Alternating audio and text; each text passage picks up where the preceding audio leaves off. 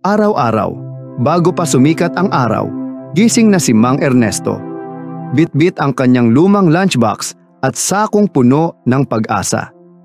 Sa edad na 6 na po, patuloy pa rin siyang nagtatrabaho bilang kargador sa construction site.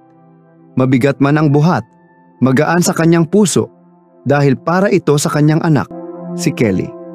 Habang si Mang Ernesto ay nabibilad sa araw, si Kelly ay abala sa ibang mundo. Hindi pumapasok sa klase, laging puyat at wala sa direksyon. Hindi niya batid ang halaga ng bawat perang pinapadala sa kanya galing sa dugot, pawis ng kanyang ama.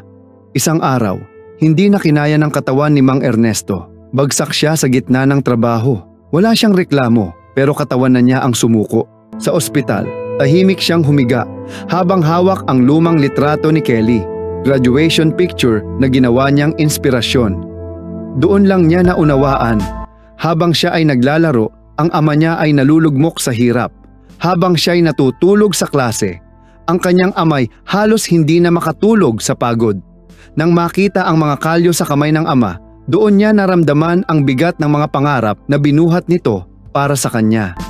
Nagbago si Kelly, nagsikap siya, nag-aral ng mabuti, at sa araw ng kanyang pagtatapos, hindi siya ang bida, kundi ang kanyang ama.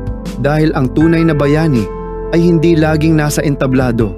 Minsan, sila'y nasa ilalim ng araw, buhat ang semento ng ating mga pangarap. Ang pagmamahal ng magulang, di mo man laging makita, ramdam mo kung bubuksan mo lang ang puso mo. If you like this video, please like, share, and subscribe